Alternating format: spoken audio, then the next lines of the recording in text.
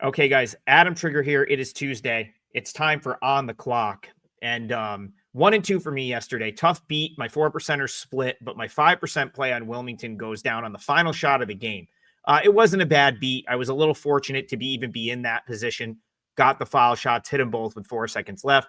And listen, Daywell Tavares is an elite three-point shooter. You leave him wide open for a three, he's probably going to make it. So the buzzer beater three, backdoor cover for Charleston. It is what it is. Probably my first losing day in like over a week. March is off to a great start, which we desperately needed. And March has kind of been my month. Going back to 2023, I'm 80-52 in the month of March since March 1st, 2023. That's 60.6%. So that's a really strong run. 82.56 units in that span. And hopefully we can keep it going today. Hopefully we can keep it going into the NCAA tournament.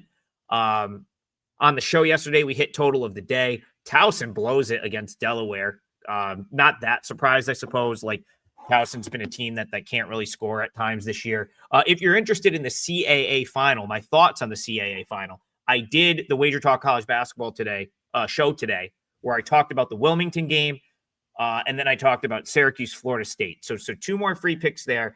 On the show today, I'm gonna hit a couple of requests, give out a client play, and then see what we have left as far as time. I'm not as prepared because I drove back into my neighborhood, and I found a lost dog. So I just spent like the last 45 minutes trying to find this dog's owner. Thankfully, one of my neighbors took over. I've got to hit the road to go to New Britain, Connecticut tonight for Central Connecticut State and St. Francis, the NEC final. And if you watched On the Clock, you might have a 12-1 ticket on St. Francis. I said that was kind of the one team I might take a shot with other than the top two, and they upset LIU over the weekend. St. Francis at 12-1 is in the final. They're an 11-point underdog. I guess we can start there. I mean, I didn't think I was going to want to play St. Francis, but I will say this. If the market is just going to continue to bet Central Connecticut State, there is a point where I do think you have to consider playing back at it and taking like 11 points seems like a massive number. And granted, they could get blown out. And in St. Francis, here's what's going to happen. Once it stops clicking for them, they're probably going to get blown out. But the reason they have a chance is because they space the floor well and they can shoot the three. So, it's kind of what they did against LIU. They were down 15, but they continue to play their game. Good floor spacing. All of a sudden, a couple threes go in. You're right back into the game. Kind of how I see the game playing out tonight. I do think Central Connecticut State wins, but St. Francis is a very good basketball team, and they've improved throughout the season. So let's start the show there. I lean towards St. Francis plus the points. It's not something I've played yet, but the market, if people are just going to keep laying it with Central Connecticut, there's got to be a point where it makes sense to play back at that. It's at 11 right now. I don't know. If this gets to 11.5, 12, something like that, I'm going to be intrigued by the visitor there. And that would be the St. Francis Red Flash playing in the NEC championship game tonight.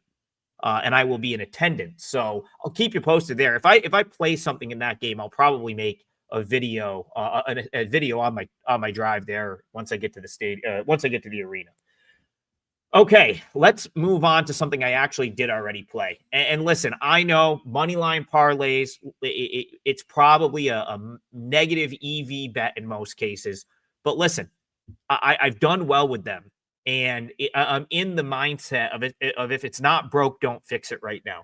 Because I'll tell you what, I've had plenty of plus EV bets this year that have not cashed, where I've beat numbers. I've been ahead of info. I had one last night. Idaho State, we were right about Walker being out for Montana State. Sometimes it doesn't matter. So I get it. These are probably, I'm trying not to fall in love with the 2-team parlay, but at the same time, I do like these during conference tournament play when teams just need to win in advance and you've got games all day. Like, I don't mind it. Like, I think it's a unique time to use this tool to get action into a certain team. And so that's what I want to do tonight. So I'm going to go Utah Tech to Siena, okay? the goal is to get action into Siena. And I'm going to do, and I'm willing to do that with Utah Tech here because this is just a really sort of, I wouldn't be surprised if Southern Utah kind of no-showed this game. They've been very banged up. This is a road game. So the WAC tournament will be played in Las Vegas like it always is. But this is the 8-9 game, and it's being played in St. George, Utah. So even though Southern Utah is the 8, they have to go on the road here to play Utah Tech. And, I watch a lot of WAC basketball. Tarleton State's a team I follow very closely. And as crazy as it is to play a money line with a Utah Tech team that has lost, I think, maybe 14 straight at this point. Yeah, I believe they've lost 14 straight. This team started 2-0 in conference play. They've now lost 14 straight games. Like, they've played better. Like, I think you have to at least acknowledge that Utah Tech has played a lot better. They hung with Seattle over the weekend. They gave Cal Baptist a game. They gave Utah Valley a game. Like, this is a team, Cal Baptist twice. They went into Tarleton and played a respectable game. So, like, I think this is just a much bigger deal for Utah Tech to snap a 14-game losing streak. They get this game on their home floor. So, like, randomly they get a home game here, an extra home game against a Southern Utah team that's just been kind of decimated with injury. And, the last 2 games for Southern Utah, they lost by 41 points to Utah Valley. And then they scored 39 points in a home game over the weekend against Seattle and lost 62-39. It's just, I believe Dominique Ford is the one that might potentially be out. So you've had Tavi Jackson's been out. I don't think Hersey Miller played recently. And then Ford, I think, only played 12 minutes in the Seattle game. And he's kind of been limited the last couple games. I mean, I just can't see the motivation. Southern Utah is not going to win anything. I just don't know where the motivation is for them here. And they're going to go up against a very motivated Utah Tech team. So I think Utah Tech gets the win. The market certainly thinks they get the win, the way this is being bet. And so what I've decided to do is go Utah Tech, because it's an early game, we'll know the outcome, into, yes, my Siena College Saints, who are as healthy as they really are as healthy as they've been all season. So, this is a team that finished 9th in the MAC, but they really had to battle through injury after injury this year. And, they were without Peter. They're still without Marcus Jackson, but they were without Peter Carey for a period of time. They were out without Miles Wilmoth for a period of time. Reed Ducharme has still been banged up. And a lot of these guys are now back.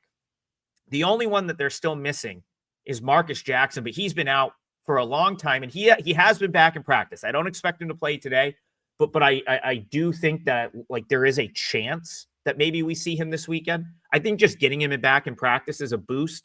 I also think Ducharme probably plays, but I don't think it's a huge deal against Ryder. Like, I still think Siena outclasses Ryder pretty much in every facet. I think Siena's going to be able to score here. Ryder's defense has been awful. And, Siena hasn't had much success in this tournament the last couple of years. So they've played a lot better, in my opinion, especially against the bottom of this league. And again, I think a healthy Siena team is a little bit undervalued on a neutral court against a Ryder team that hasn't been very good all year. Ryder also beat Siena earlier this year, so a little bit of revenge. It was a close game that I think Siena probably, thinks they probably should have won or could have won. So again, you've seen Siena recently against the lower sort of tier, other than the Canisius game, which they completely, that was an outlier, which they blew. Against the lower half of this league, the St. Peter's, the Sacred Hearts, Niagara's, Fairfield, Siena's been winning those games. And again, I think they avenged the Ryder loss from earlier this year. They went on the road and lost by 1 in a game that they kind of just choked away right at the end. I think they get revenge here. I didn't really want to lay the points, so I thought the way to do this was to go Utah Tech to Siena. It comes out plus 108. I think that's actually a really good play. And these parlays have been hitting. The money line parlays have hit for me so far. So I played it for 4%. So a free 4% play for you. Utah Tech to Siena. That parlay's plus 108. And I locked in another 4% play. That's part of $5 Tuesday. So my other 4% top rated best bet, part of $5 Tuesday. You can get that right now at WagerTalk.com. I'm going to end by fielding a question from someone that emailed into our customer support team. I love the feedback, guys. If I don't see the questions in the comments, email it into customer support. They're always going to get it to me. This person asked MAC tournament futures, and I'm going to give you one right now. I love the Manhattan Jaspers. I think Manhattan has a great chance to win this tournament. I know they're up against Iona in the first round. I know they didn't get the easiest draw, but I think Manhattan, their starting five, I'd put up against any starting five in this league. I think Will Sidnor is an absolute stud. I think he's going to potentially end up at a Power 4 school or somewhere like in the A10 or something like that. He's a freshman for Manhattan, absolute stud. The six guys, that Manhattan's top six guys are as good as any top six in this league. And I'll die on that hill all day. This is a very talented Jasper team. Gallagher's a great coach. I would not be at all surprised if Manhattan ends up in the NCAA tournament because there's no one in this league that I think is head and shoulders above anyone else.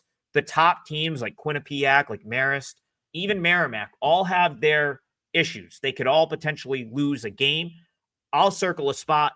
Merrimack, I listened to my friend Sam Fetterman did a great MAC preview, which I retweeted earlier. You should check that out if you're looking for in-depth, in detail into just the MAC conference tournament.